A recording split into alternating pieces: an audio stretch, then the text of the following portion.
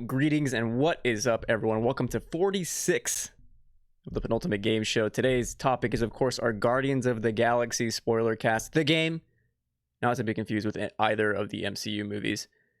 Before we get into our discussion, got a little housekeeping. If you're watching on YouTube, consider dropping a like and a sub, and don't forget to hit the bell to get notifications for all our shows, like this show, the Penultimate Game Show, the Cross Media Show, where we talk movies, TV, and all that stuff. Anime Nation, hosted by none other than Ryan Smith. More on him in just a bit. And yeah, just general goodness. We've got some video essays coming up shortly, random Let's Plays. We did just do an Extra Life Let's Play. We played some Mario Party. Some insanity went down during that, and that is up on our YouTube, so feel free to check that out at your leisure. If you're watching on Twitch and have Amazon Prime, that means you have Prime Gaming, which means you have one free sub to give away. We would love it if you considered giving it to us, but if not, that's quite all right. Just enjoy, hang out, and vibe with us. For those of you who don't know me, my name is Cristian. Hello, I do various stuff here, so hello. Joining me today, the illustrious, the magnificent, the amazing anime manga expert himself, my co-host today, Ryan Smith. Hey, buddy. Hey, how's it going? Doing well, How man. ready are you to talk? How ready to talk this game? I am ready, because I haven't actually talked to anyone about it, like, at all. Neither have I. Okay, so it's going to be interesting. We've also got a friend of the show. Oh, I pulled up your big long bio here. You may know him as one of the co-hosts and founders of Point in Progress. He used to be known as that Mario Rivera. Now he's known as Night Mute City. Mario Rivera. Hello. Hello, how's it going? I love how you have me on the screen there. Really glad to be here. Glad to see everybody. So I'm glad to see it. I need everyone to know that you're at least styling it, and as soon as you leave, I'll make you disappear. But right now you're still up. Yeah. You're still up. I love it. I love how you did it. Guys, today we're gonna skip all the what you've been playing and all that goodness, because Mario does have a heart out, and I want his thoughts on the game as well. So we're gonna head straight into the topic of the show, if that is all right with you guys. So yeah. Before we actually get into any kind of stuff with the game, I had a question that I wanted to ask you guys. What were your expectations for Guardians before you started playing? Because it seems to me like everyone was quite pleasantly surprised on Twitter, at least the spheres that I'm in on Twitter, when the game came out. And for me, like, I don't know, I feel like this game was going to be, certainly after that first major gameplay that we got, like, it seemed to be a pretty fun game, but other people weren't expecting it to be as maybe good as it is. So I kind of want your expectations for the game before it actually came out. Well, I'll kick it off. Basically, from the jump, when me and Point in Progress, we did a bunch of live streams during E3, and one of them was the Square Enix showcase, which, in my opinion, I think was actually one of the more better ones that were shown there. So when it came on, and it was a total surprise. I mean, me and the whole crew were totally like into it for seeing it. I was just like, whoa, it's so crazy how we did not. I didn't really have an inkling that a Guardians of the Galaxy game was being made. So for it to be shown and given the presentation, to me, that felt more of in line with the Insomniac games. I was very much like taken aback, and very much was interested from jump. I know that there was some interesting things going on around that time where people were, like you're saying, kind of iffy on it. And I remember being staunch, like, yeah, I'm totally for this game. Even all the way up until I would say to release, I was just like, I'm very much interested. And to eventually play the game, I would say that my expectations were not only met, but somewhat exceeded. So at the end of the day, I think their presentation from beginning to end really showcased what the game was about. So, yeah, I agree. How about you, Ryan? How'd you feel about the game before it came out? So, as a kid, you were there for when we were doing our E3 hellscape. I was nervous because I was someone who was excited for Avengers and then got burned real bad by Avengers. And I saw how Square Enix has handled a Marvel property that seems like it would have been perfect. You didn't have to do a lot to make an okay Marvel game, and they somehow fucked that. So I came in very skeptical. Because I'm like, Square, you've been treating these IPs well. But once we get more into it, that's where I was when it came out, though.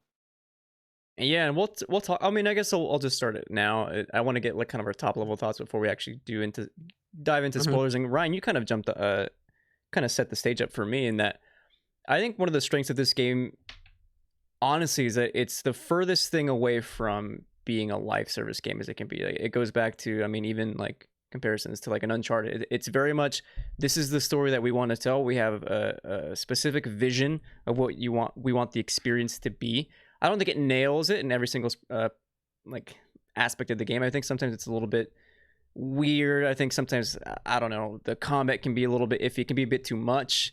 Some of the things are a little bit janky, but otherwise I think it has a very powerful and super fun story that, yeah, just quite like Mario said, exceeded my expectations. So I ended up really enjoying my time with Guardians, and it is so far in my top 10 for video games of the year. I guess. Oh, you can go Mario. I was just gonna say I agree with that. Where it's I assumed that it would come out and be good. I did not expect to love it. Where I think I could put a placement on my list, and yes, like you're saying, I think it will definitely be on there. Depending on when I really think about the whole year, because I feel like we've been living this year for 10 years. Oh, man, because I feel that. I don't even remember the fact that what was it, Hitman 3 came out earlier this year, and that really kicked off everything. Oh, shit, I forgot about that. You know what I'm saying? And in February, I'm sure there was like 1,000 games that came out in February and March. So definitely got to go back and really think about that. Exactly. So I got to go back and really think about it. But yeah, I think it does have a placement somewhere on my list. How about you, Ryan? I'd also have to agree. It does have a place. When I first was like, oh, it's coming out, I'm expecting a strong 7 from this game, and I got a good 8.5 out of it. Oh wow, that's still pretty high. It is high, and I am very impressed by this game. Yeah, there are moments and stuff that don't work, and that, but overall, it was honestly, of what I have seen of Guardians and all that, I enjoyed this more than I enjoyed the second Guardians movie. That is my strong take for this. Is I like the story better in this game than the Guardians 2 movie. Okay, I actually have thoughts here. Real quick, Give I it want to a ask where everyone played Guardians. I played it on PS5. Mario? I played it on the Xbox Series X. That's where I had my experience. Got it. PS5. Right. Okay. Let's just take that, Mario. Sony ponies over here. That is totally fine. I will say though, this is the first time that I've actually bought a game on disc, which was exclusively a Xbox One game, as it cost $60, and I put it in, and it's just like, you get a free upgrade, and then straight up was just like, don't worry about it, I have to do nothing. You're just gonna have the better experience. So definitely love that. I'm sorry you guys had to pay $10 extra. That's true. I actually don't. Did we pay 70, Ryan? I don't remember. No, I think it was my credit card. I'm not sure. I believe it was $70 for PS5. Really? Damn. Well, power to you for finessing the system. I'm not. I played myself. I have an Xbox Series X. I could have done that. As a matter of fact, I just looked. So not only did I paid 70, but it's because I got the deluxe edition, which came with the steelbook and a art book as well. That's worth it. I'm sure that would have been more on PS5. Heads up to you PS5 players who are planning to pick up Horizon. Keep in mind, Sony did say you can get a free upgrade. So if you don't feel like paying $70 for Horizon Forbidden West, and you have a disc version, you can maybe buy the PS4 version and upgrade for free. So science, baby. Otherwise, Ryan, you brought up an interesting question here, which is one of the topics I have for our spoiler cast. Is I have game versus MCU. Obviously, I think Guardians, the game, takes inspiration mostly from the comics, but the characterization of the Guardians to me feels like, all right, well, let's take what works from the movie, like James Gunn's movies, and translate that over to like what would be like an amalgamation of the two, of game versus of comic and movie presented in this, like this new light, which I think works a lot. I don't know if I'd go so far as to say that I like these Guardians more than the Guardians in the MCU, but certainly I think Star-Lord, who we'll get into here, I think is way, way better than Chris Pratt in the MCU movies. Like, I don't know, for whatever, I know he has douchey hair or whatever. I ended up getting over that fact, but I don't know, his story, I feel like I empathize way more than a Chris Pratt. Like, the way I played my Star-Lord, I played him a little bit stoic, but genuinely more like open to the rest of the Guardians. Like I'm always trying to do what's best for them instead of just being like this cocky kind of a-hole who's like doing jokes left and right, if that makes sense. So I kind of want your take on these Guardians versus the MCU. I guess I'll kick off this one with I thought some characters were better, some characters were worse in this. I definitely think some strong standouts in this one over MCU is Star-Lord, Rocket, and Drax. I thought all of them were way better. I thought Gamora was I think Gamora in MCU is a lot better. I thought this Gamora was a little weak until like way at the end of the game where you learn more about her, but that's about it. But for the characters, they did really well. This is the best version of Star-Lord. This Star-Lord is so good. I played him even more of a bit of my Star-Lord the way I played him was a complete jackass. And I'll admit that one. He was looking out for himself and then team. Until the end when I started making more team-based answers for a lot of that, which since we're talking a little bit gameplay here, I love that they had dialogue choice and stuff and could side with different members of the team and everything. I thought that was a really unique idea, a really cool way to do it. But that's where I'm at with it. Yeah, I love the dialogue. How about you, Mar? How do you feel about these Guardians versus the MCU? I mean, to be honest, I think it's sort of apples and oranges at the end of the day, because you do get to spend significantly more time than you do with any of those actors and have different characterizations. Especially this game specifically follows a lot of people's inner turmoil, especially when it comes to the actions of the game, when it comes to how Gamora is, dealing with the major problem, especially when it comes to, this child. Specifically also Drax, you definitely get a heavily set to actually focus on his deeper issues. So at the end of the day, I think it's not so much as like I think these guys are better. I just think that these guys were definitely well developed enough differently that I could enjoy them.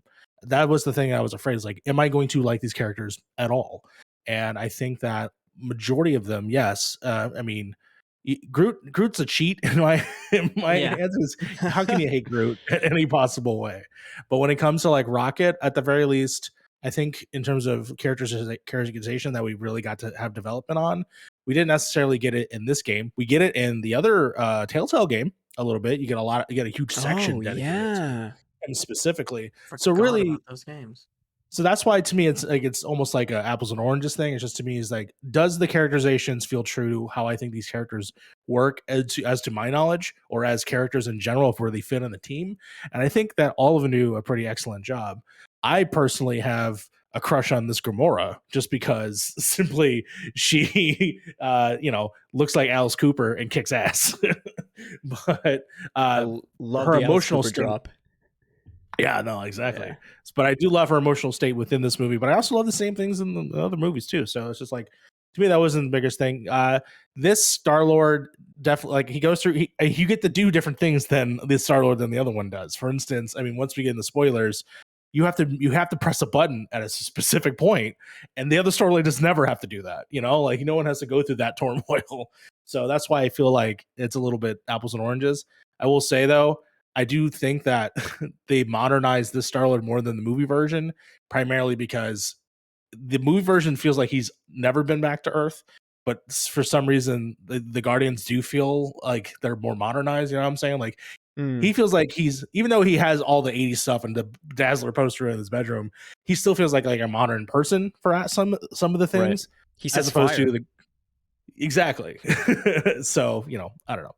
Those are my general takes on the characters. But That was a really fun Easter egg that you mentioned with the Dazzler poster. Really good, really good. Which kept said in my mind, like, where does this place take place? Is there X-Men? Clearly, yeah. Well, we can jump into spoilers here because I know you gotta leave here and just not a few minutes, but later on. Sure. Yeah, I think for me, and I'll just jump off of what you said, that this Star-Lord does feel a bit more modern. Is that I think, and I'm comparing again to James Gunn Star-Lord, because that was pretty much my introduction to the Guardians. I mean, I knew who like Rocket Raccoon was, but this was my introduction to Guardians, was the James Gunn movies. And I read the comics like early on too, like I think of the Giffen runs, and yeah, they were very different from the movie versions too. So this was a fun Mm. like amalgamation of both of them. I may pull some stuff from you in case I need you for comic stuff, but If I remember. yeah. Otherwise, yeah, I think what the game has that the movie doesn't, and why it contributes to Star Lord feeling more modern, is that this Star Lord left Earth when he was older. I love, honestly, yeah, he was older, and also, by the way, the beginning was fantastic when you're like on the bed listening to your just it's so cassettes, and your good. mom comes in. My God, look at everything in that room. So cool. I mean, I spent like 20 or 30 minutes just walking around the room, like Same. looking at everything. I'm like, what can I touch? I listened to that whole album, just like chilling in there. The Star Lord album or whatever. Yes. Yeah. Looking at the CD, like the fold out, and there's like lyrics on it. You can like flip it over. That stuff was really cool. Yes, absolutely. But yeah, but it's also like the going back to the flashbacks. Something I was not expecting is that we get to keep going back to that scene of your last day with your mom. That each time, like, for whatever reason, becomes more and more resonant the more I'm actually speaking to my mom. I care about this relationship. I wouldn't go so far as to say more than I do that scene in the MCU, because I actually really do love that scene. I find it really powerful. But to going from all these flashbacks to then later in the future, I mean, I'm just jumping around here at this point, but going into the future when the, oh God, is it Magus, whatever that soul stone amorphous thing is? Yeah, when it's like in your mind, and Star-Lord is like back home and in this fake reality, and you're with your mom, and you have to, escape it by pointing your gun at her and having to pull the trigger. I don't know, it makes for some really powerful moments that I really was not expecting out of this game.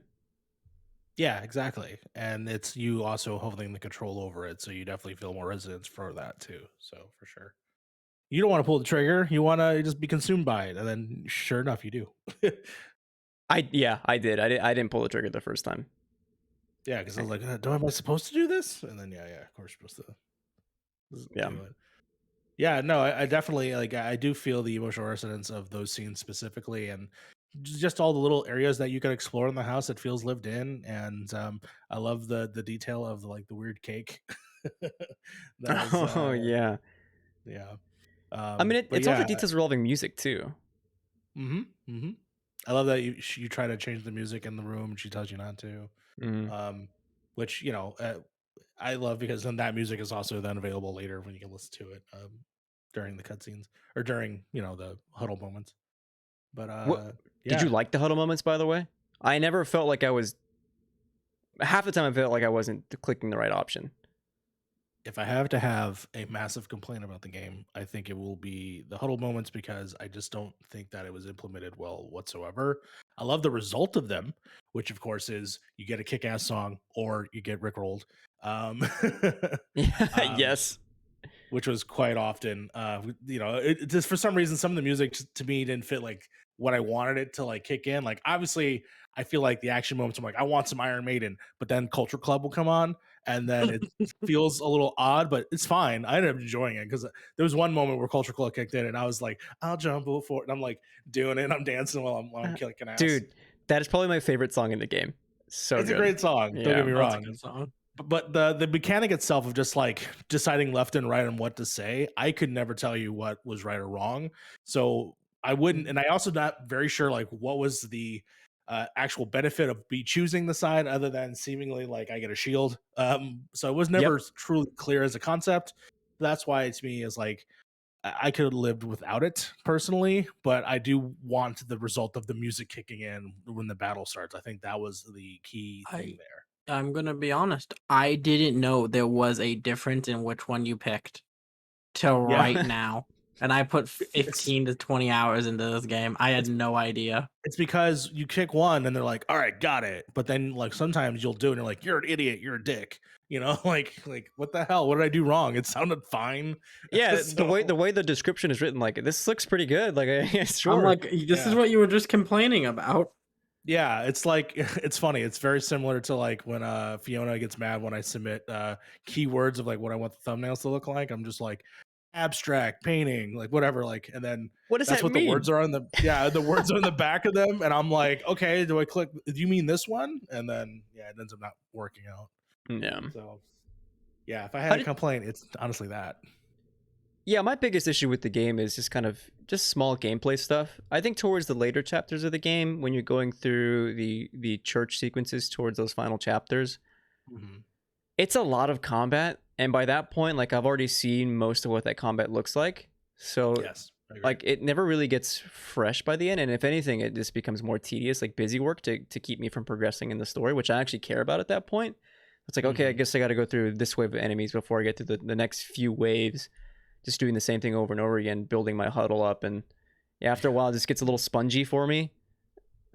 Yeah, for sure. Did any of you get freaked out by the end of the game? Like you thought the game was about to end, and then they're like, "No, just kidding. We have another 6 hours of gameplay." Yeah. Yes. Yeah, I was like, "Oh, okay, we're wrapping up to the end. This is it. All right. Oh, wait a minute. Now I have to go fight Fing Fang Foom. Okay, cool. Like, let's go do this." Okay, I actually want to bring up that chapter, but just to piggyback off you for 1 second, I felt like the game was like, oh, we're reaching our climax already. No, that feels a little bit too soon. And then like a few chapters later, I was like, oh yeah, I'm ready for the climax now. When is that happening? So I don't know. But yeah, that Fing Fang Foom chapter sticks out as one of my favorites for sure. Oh, same. That was amazing. For me, it's fucking the awesome cameo of Wendigo, which was fucking incredible because I'm a huge X-Men arcade fan, and to have another rematch with Wendigo was so good. And the fact that all he said was Wendigo the whole time just made me laugh so hard. Well, mine also said Star-Lord based off my dialogue choices. Oh, really? It responded to me. It was, I don't know. Mine said Wendigo as well. That's funny. That is so funny. If you choose to like introduce yourself, like and you mimic his voice, you're like Star-Lord, and he starts doing it with you. And so as you fight a bunch of them, you'll hear either Wendigo or Star-Lord. So that's pretty funny. That's funny. I think I went Wendigo too, because I obviously had to at that point, because if anyone doesn't know, that is a boss fight in the arcade game, and all he does is goes Wendigo like over and over and over again. So for them to include it in this game, I was so hyped. I can't believe you made it that far on the arcade game. How many quarters did you have? Oh, it came back out on Xbox Live, and so I played it there quite a bit as well. Amazing. So unlimited quarters. One of my favorite things about the game, to be honest, and why I think I cared about it more than I actually do, are those dialogue options, and even in like cutscenes as well. I don't know, something about like really, I know the game has described it as this, but being fitted as Star-Lord made me care more about obviously what I think the big crutch of the story is this relationship with this young girl who you believe to be your daughter. Yes. By that time we get to like that final scene with her, I guess the final like emotional scene, like even though we discover that she isn't our daughter, like that kind of ripped my heart out a little bit. Like I actually wanted Star-Lord, because I felt myself growing as Star-Lord as he learns that he's becoming possibly a father, and I really wanted that for him. And I don't know. I think he wanted it too. And that's why I think it is another wrench. Again, I think maybe it is another wrench too far, possibly, to have him reveal to not be the father. They do the same thing in the Spider-Man DLC with Black Widow. That also pissed me off. Oh yeah.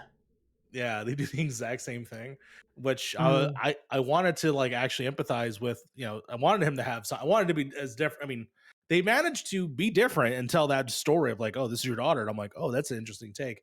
But then to be able to take it away, I felt a little down by. But overall, I do agree. Yes, while the course of the game, your character, I feel, does adapt and has to take responsibility and does for this person, and ultimately, she is still technically her father, but in a stepfather role. Like at the end of the game, I think she even calls him dad still. But I love that the line is, she only says that to piss me off or something like that when she's mad.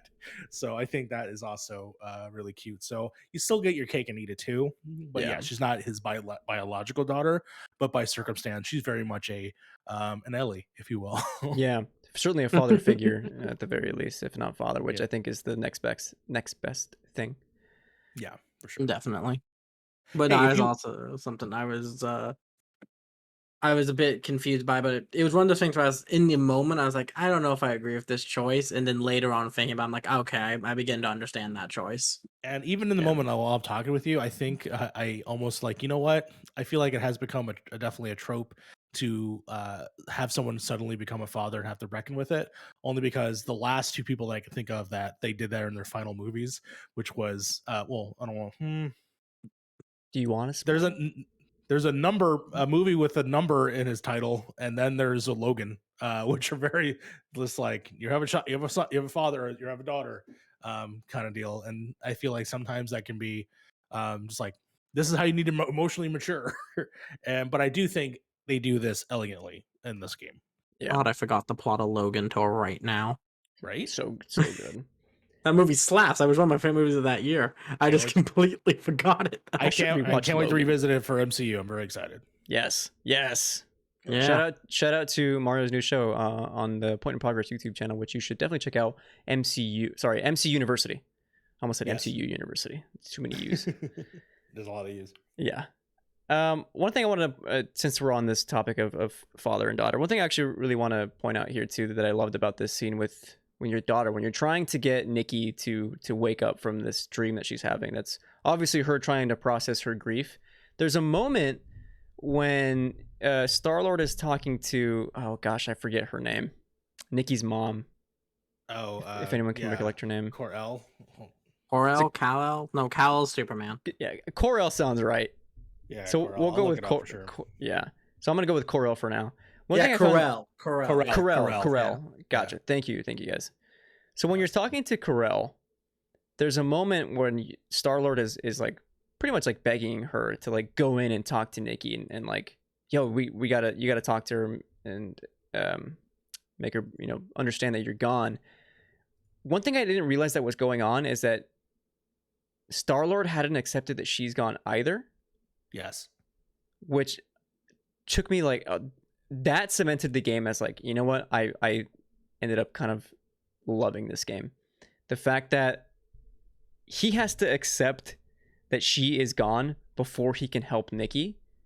Mm-hmm. I don't know, elevated that moment to something way more special than I thought we were getting, which I thought was gonna be just like him talking to her and be like, yo, accept it, and like, we do, and then we move on. But having Star-Lord accept it first and really deal with the weight of this woman that I love, that I thought maybe I'd get another chance with again, is gone, and I have to accept that in order to then help raise this daughter that is cinema, baby. Cinema in a game. Yeah, I that definitely I felt like elevated the game for sure. I think the whole way this game dealt with loss and grief was amazing, as it being its core storyline, because that is something that's a difficult story to tell, and it always is, because it can come off bad sometimes, and there's different ways to do it. I thought this did it amazingly, because you got to see how grief was handled by all 5 members of the Guardians and how differently they all handled it. Oh god. Yeah. Shout out to the Drax chapter too. The Jack, yeah, exactly. Mhm. Which I was very happy about, and I love the way that they introduced the world by saying certain things that have already happened. That I'm very curious if we'll ever get to explore, or are they just ideas, specifically characters? I don't want to. Well, fuck, we're spoiling, right? Yeah. Talking about supposedly the death of her sister, of Nebula, and Mhm. how if we'll ever venture that, or if she's really dead. And then obviously Thanos being dead. I'm like, I don't Yes. know. I love they kept alluding to the fact that like maybe that's not the full story. There's a little like sidesteppy to it. It's like, yeah, I killed him, possibly, like something like that. Yeah, So, where Drax was like, he supposedly went to a hospital on Yeah. a Yeah. distant planet. They said he died. I'm not sure though. yeah. So we can always revisit those things. But other than that, I love that wasn't a Thanos story immediately. It was something else. Mhm. That I had no idea it was going to involve, obviously, Adam Warlock, which was also dope. Yeah. Very, very ripped, very leathery Yeah. looking Adam Warlock. Is he always an asshole in the comics, Adam Warlock? Yes. Okay. Yeah, as far as I know. Yeah. I mean, Okay. obviously, I read a later run, which he's he's been around for 70s. since the 70s, so he's definitely chilled out. Has he Mm. lost the Shakespearean accent? No, probably it's still No. part of it. Very curious how Will Poulter is going to portray him specifically. I But like Will I'm Poulter. just I'm happy he's here. excited. Oh yeah, me A too. weird Like pick, I but think I'm it's. interested. I don't think it's weird at all. Every time I look at him, he gets hotter, and Yes, so yes, dude. I'm just Let like, me. I need to take a look at this man. yeah. Look at a couple videos of him taking photos with people, and he's a tall mother. He's tall as That hell. jawline is unreal. Yeah, like he like I remember from when a very early age, you know, and obviously he's the rapping kid from the Vegas Vacation movie. But if you look at him now, man, like trust me, in a year or so, you're gonna see. But anyways, God, there was something else. Oh, this is what I wanted to say. Uh, I wrote a tweet about this when this came out because obviously I couldn't talk about it.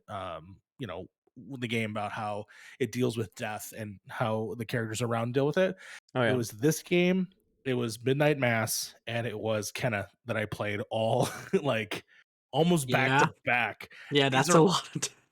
Mhm. and those are all dealing with all those themes, and I feel like in a lot of ways all these games are definitely helping or giving the therapy of what it means to be afraid of death or death as a concept, as well as life as well, so going on and the people around you. So definitely was like a 1-3 punch to like go Yeah. through all three Oh, of them. yeah. And I rewatched Midnight Mass recently, and yeah, just like hitting those themes. I'm like, oh god, What an so amazing good. show. Amazing show. Yeah. So 2021. Fantastic movies, games, and shows, eh? Am I right, guys? Oh my god. Great yeah. year for media. Yes. Great year for death. Overcoming death. All right. Oh man. Any favorite chapters that you guys can think of? One of my favorite ones, I think, that I can kick off this conversation with is it's kind of early in the game. I think it's still when things are getting settled. When you first fly into nowhere and everyone leaves, and it's like, all right, you're just Star-Lord. Go look around before you're supposed to be going to Cosmo. Shout out to him as well. We'll get to him in a second. Yeah. But walking Best around, animated dog I've ever seen. amazing. Yes, Guardian of Galaxies. Anyway, nowhere was like so dense and so beautifully realized that that was one of the early moments in the game that I realized this is going to be something special. Especially when you get to, there's just so many missable moments there. One highlight for me is when you go to the edge of the universe, which I never knew was like a thing in the MCU. Like the universe just ends at a specific moment. And Drax is just like staring out, thinking about his family that was murdered by Thanos. And you have this like very intimate conversation, which can go different ways depending on your dialogue choices. But the way I navigated it with Star-Lord is like talking about how, no, I don't think that when we die, we just end. I think, we have various beliefs, and some people we go to other places, and in my belief we go here. But I think it more than anything, like they live on through us. Like I don't think we just cease to exist. They're still with us. And I don't know. I just thought that was like such a beautiful moment to have place in this chapter where you're just kind of exploring, trying not to get robbed by kids or conned. I don't know. I thought that was really, really cool chapter. No, definitely. I definitely think that all of those things ring true and really are really sweet. And yeah, I think having those character moments and having those conversations are definitely the high point of the game for sure. I think I'm trying to think of like some of the areas that I enjoy the most, and I remember liking Nowhere. But you know what's funny about Nowhere? Because the game doesn't really tell you this. I didn't want to spend any of the money because I wanted to pay the debt so bad. Same. Same. And so in Nowhere, there's an area where you can go to the collector's museum, and I didn't want to go, and I was like, oh, I'll probably come back here, maybe they'll there's a way to do it, or maybe there's a way to make more money, because it seemed like there was a way. I did things where people were taking money from me. Like I had a kid steal money from me, so I didn't want to spend the money, which going in there really freaking cool if you actually haven't got a chance yet. A lot of fun little Easter eggs, my favorite being a Stanley Easter egg in there as well. Oh yeah, that's good. You see his famous glasses that he wears in there, which is really sweet. But otherwise, I think any of the chapters where specifically, I think I actually really like the chapter with going through the ship with Nikki and getting to know her, and for her to be this like awesome artist and to like make these comic books, and like her little hangout area, and then returning back to that area too was also interesting later on in the game. I think those moments probably stand out to me. Obviously, the chapter that stands out to me only because I thought it was a total surprise was the Wendigo uh, section, along with fighting Fing Fang Foom. But I I love think to see him. I love that made the joke about the pants too. I was so happy Yeah. that they did it, and he looks so interesting because obviously he's like a space Yeah, he had a dragon. great design. Yeah, it was so different than I'm like thought of like these like interesting like how can I describe them? They're like noodle design. Like he has like this interesting weird like I don't know. It was interesting, and that's why I actually thought it was really cool about it. It was like it's not what I thought. It was like something totally different. So Yeah.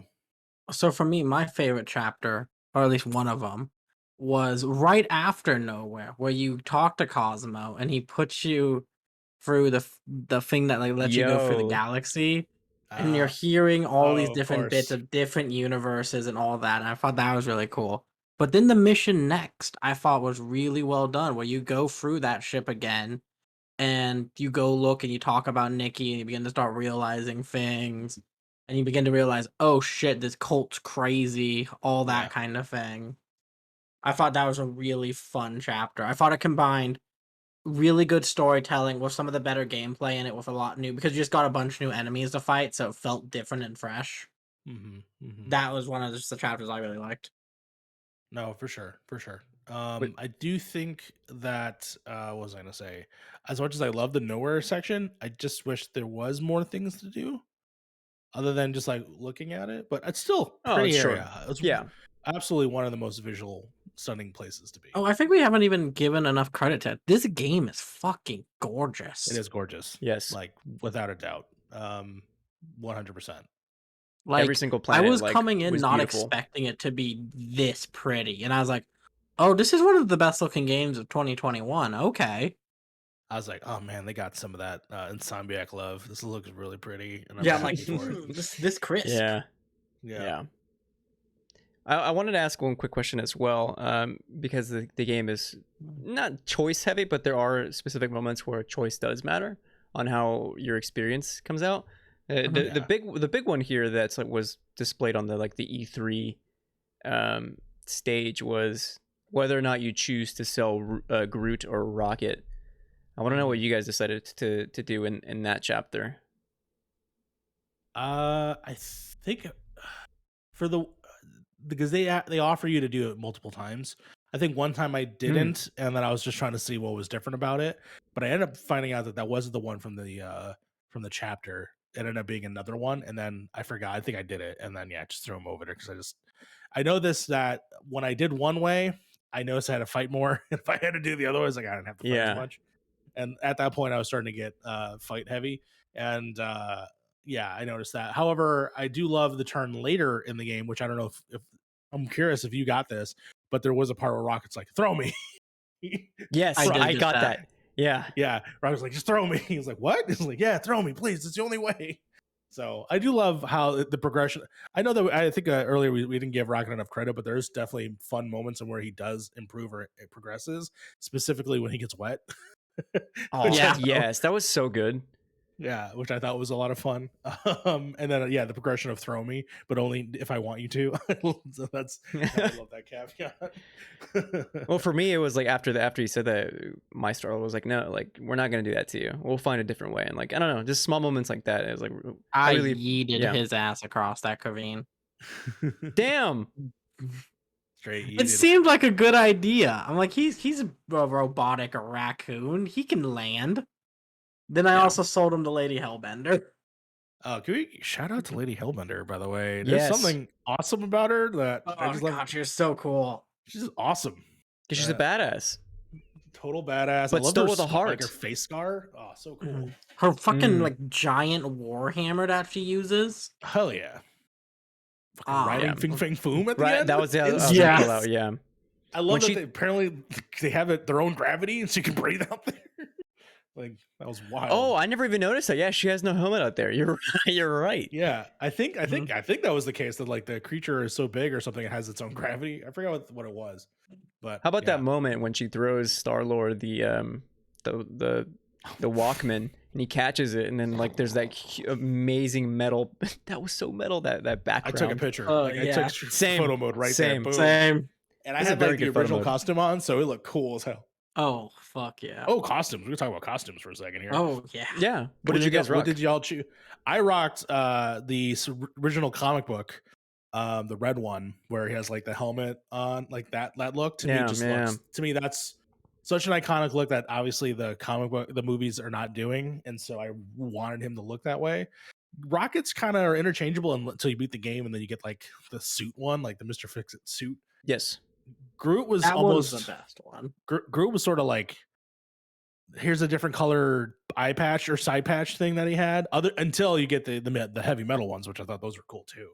But the Drax one was, I rocked the CM Punk shorts.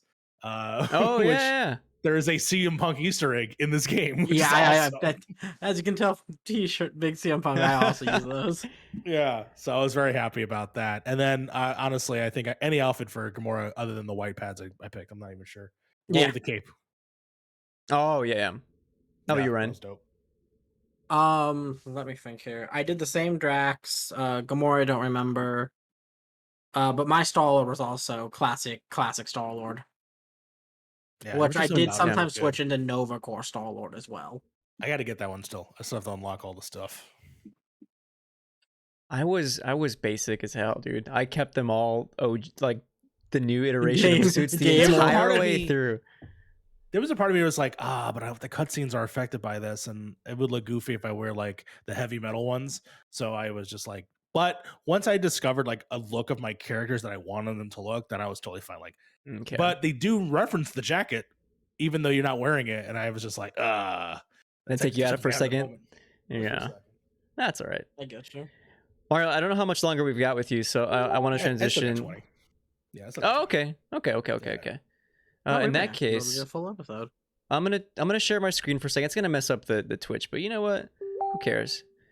Because we do have a voice message that I want us to listen to from a caller. Let me know if you guys can all hear this. Here, I'm gonna hit that watch stream. Hey guys, I'm just waiting for the stream to load in. There we go. this is Ruben, first time caller, long time listener. Oh, this guy. I'm playing this game that you guys are talking about. I think it's Guardians of the Galaxy. I don't remember the name of it. But so far I'm in chapter 8, and I think this game is surprisingly good, you know? Yes. I've personally been dealing with a lot of bugs, but like other than that, the story's pretty good. Again, very surprising. Very surprising. It's very surprising. I forgot the name of the studio. It's the Eidos Montreal. I'm pretty sure it's Eidos Montreal, but I could be wrong.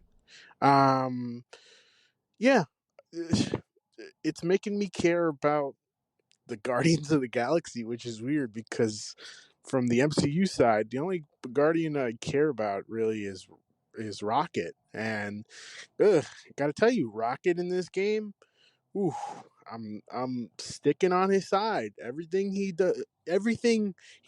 done in my game has been really good, and I did the same. I'm falling more in love, not in love with the character, but like I'm liking him more and more as the game goes on. And I had a suspicion. I'm just very surprised, I guess. You know, good job, Eidos Montreal. I think this is Eidos Montreal. I'm pretty sure. Good job. I'm proud of you guys. Keep up the good work. I'm excited to finish it. You know, let's see how great of a game this could possibly be. Thanks. Appreciate it. I love that this guy called into his own show and was like, "Dang, who knew this game was pretty good, eh?" Like, yes, Ruben, we told you. It is a Ruben play, though. Yeah. I wanted to give a shout out to the Fing Fang Foon chapter as well. Hopefully Ruben doesn't listen to this until after he beats the game, but the one time I've actually heard someone legit say Penultimate Conquest, like in any medium outside of this podcast. When Drag said, I was like, I'm gonna save this video and send it to Ruben when he finishes the game. Make sure he got this discussion. Make sure we use it on Twitter. When he I know, right? So eventually when he gets to that chapter, he just pops a boner right there. It's like, oh, dude, yeah. Amazing. Did you guys ever notice? I love when how'd you guys feel about the Milano? because I spent so much time in between chapters just walking around the entire Milano every single time I was in it to make sure I don't miss any kind of side discussion or just odd thing you can interact with, or just notice that Drax is on the couch reading with his glasses on. I loved all the little conversations you could have on the Milano. Like if you walked in and Gamora was like doing yoga and meditating, Rocket and Groot are messing down in the engine bay, Drax is reading. I loved all those little moments you could have with the characters and let you just grow a bit more with the team. Now, my least favorite moment in the entire game takes place on the Milano. It's when you're locked in the fucking rooms and you have to guide the fucking alpaca around to get it to eat the wires. I hated What are you that talking puzzle. about? It was awful. That was a thing. That was I a don't- thing. Mine chewed it Mine automatically. did not. Mine didn't do that at all. It must have been because I always yelled at it to stop eating things. Oh wait, did he not eat the hole in your room? No. Mine Oh did. wow, Mine had the hole in the room. that's crazy. Yeah, he straight up did a Shawshank Redemption in my room. Underneath No. So I had to do this terrible mini game where That's you had to awesome. press a button singing. Oh God, I forget the What? song. And you had to like. He didn't like the way Rocket and Gamora sang, but he liked the way you and Groot sang. And this was right when Drax went crazy. So you had to Oh, start wow. like having to guide him by. He'd go away from Rocket and Gamora, but he'd come closer to you and Groot. That's So funny.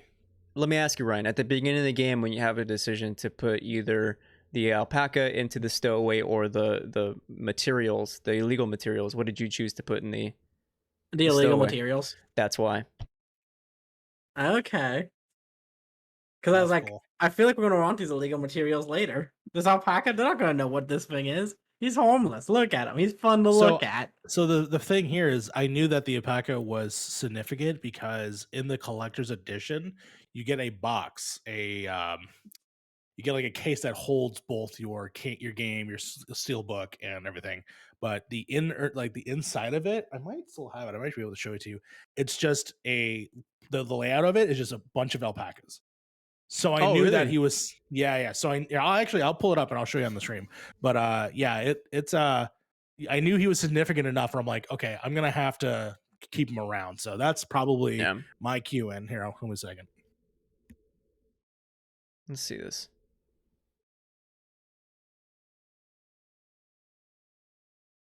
God, what a game. While he Yeah. does that.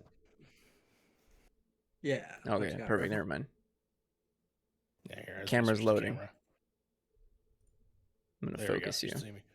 So in this, you can see Ah. That looks sick. That's so cool. so I knew that he had something to do. And then of course he's also behind here too. So Okay. I was like, okay, he has to be significant enough to like not just throw away. So It's gonna figured play that a would big be the enough case. role. Yeah. Yeah, exactly. Smart. One other thing I want to throw in is the Milano sequences where you're flying around. Very surprising. Did not expect that in the game. It wasn't anything like that really resonated with me, but I thought each time we did take control of the neat. Milano was fun enough. Yeah, neat. It felt neat. like Reach. That section is it Halo Reach? No, is it Halo That's Reach? Halo Or Reach. is it yeah. It's where you Halo just Reach when you're right above Reach. Yeah. Yeah, so like all of a sudden you're doing that. I just love when the game did change it up. It's like, okay, it's Yeah. we're moving up and we're gonna do this. And I thought it was fine enough that they were, down the road when they expand this idea of this game, depending on how well this game does, and they can probably add some more material for that. That'd be great. I'm curious how this game sold. Yeah, I'm very curious as well. Listen, if I was maybe I should have been a bit more prepared. Find out some units, see how many it's sold. I don't think that info's dropped yet. But I feel like yeah. I read it somewhere. Maybe still- another yeah. like 2 weeks or so we'll get some numbers here because the Mhm. game just came out late October. It came out this if I month. remember.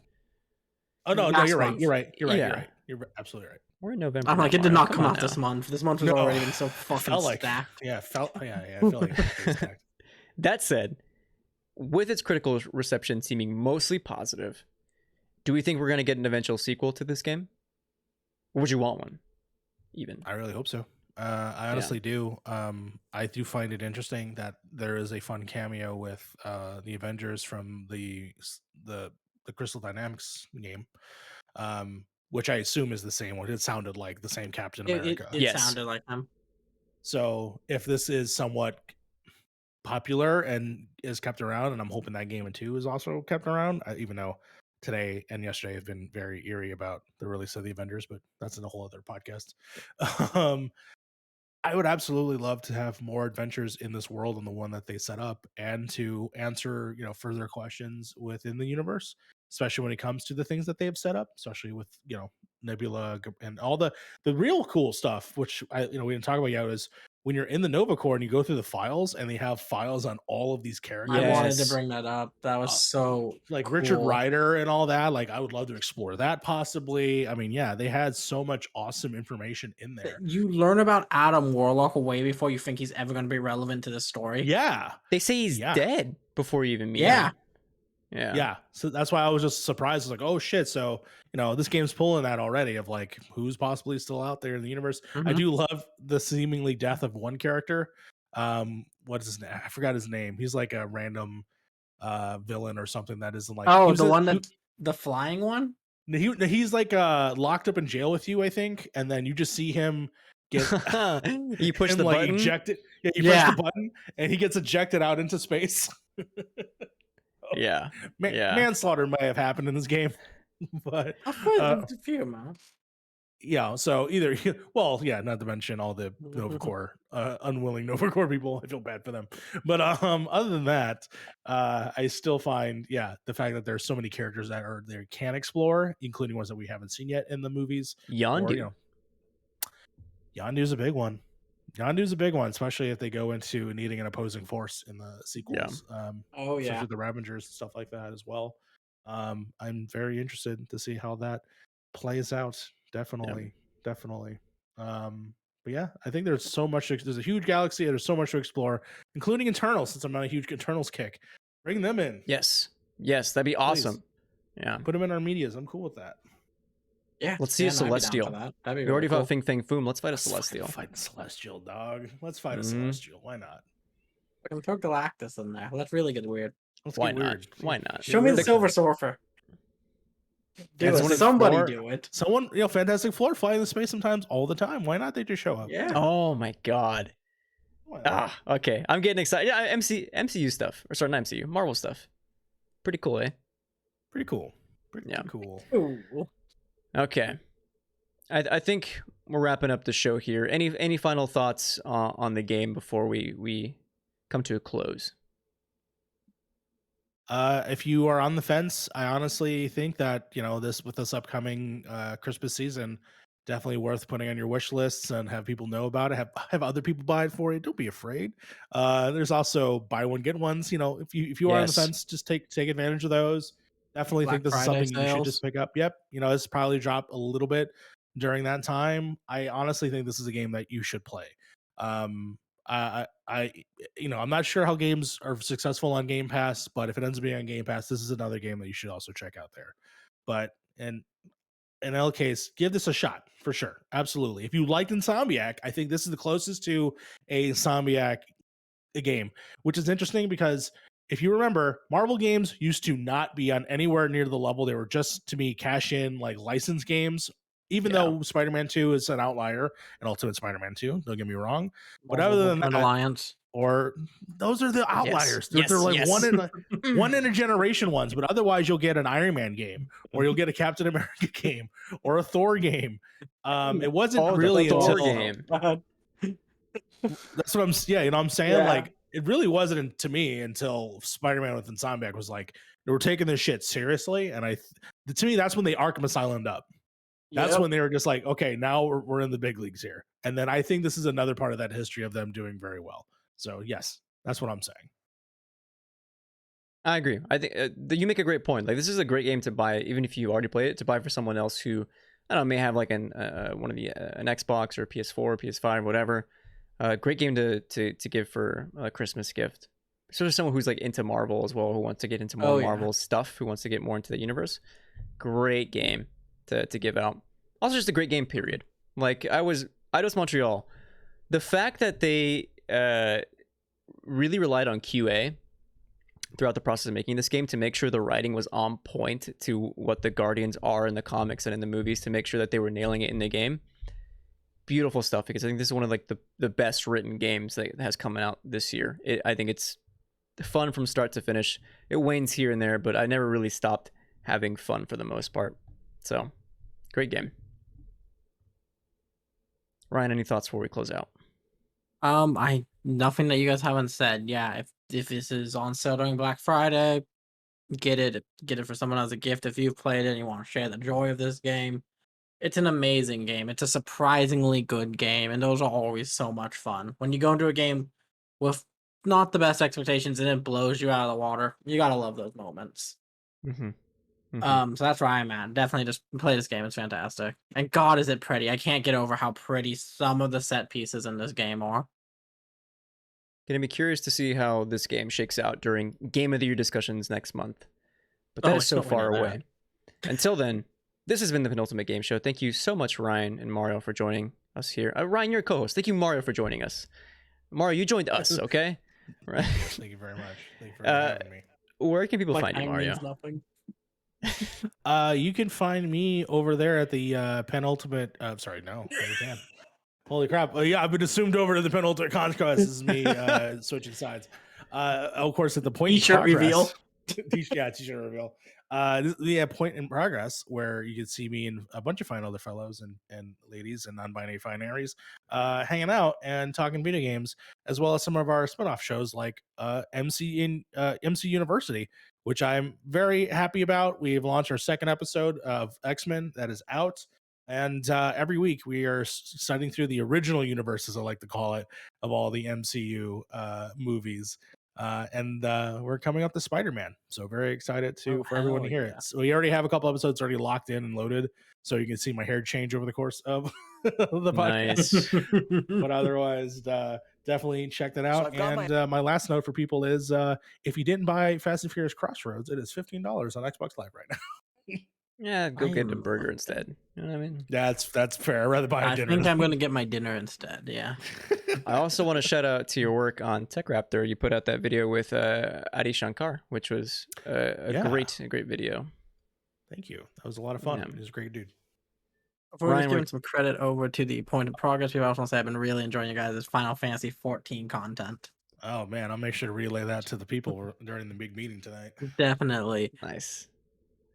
Ryan, where can people find you? And then people, they know where to find me. It's Ryan the Lion 3055. Big guy, big shot. For anything online, wherever I am in the wild world of the internet, like your podcast, Large Popcorn, this week. Yes. We discussed Wes Anderson's French Dispatch. It was a great episode. Fantastic episode. Lastly, you can find me at IsoChristian over on Twitter. I'm usually retweeting stuff, talking about various discourse. I don't know. Tweeting about needing a girlfriend. Who knows? I also do stuff on this channel. I got a video essay coming out. Hopefully, if everything works out, by the end of next week, you'll be seeing a video essay on.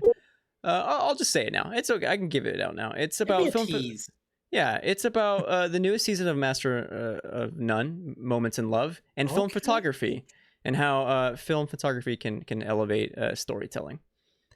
I also do, like Ryan mentioned, a weekly movie podcast, Large Popcorn. You can follow that on Twitter. Keep up there. And I also do a weekly gaming podcast PXN. Search that up. Otherwise, this has been the Penultimate Game Show. Keep on gaming. We love you. Get the booster shot if you can. Enjoy life. Thank you so much. Besitos.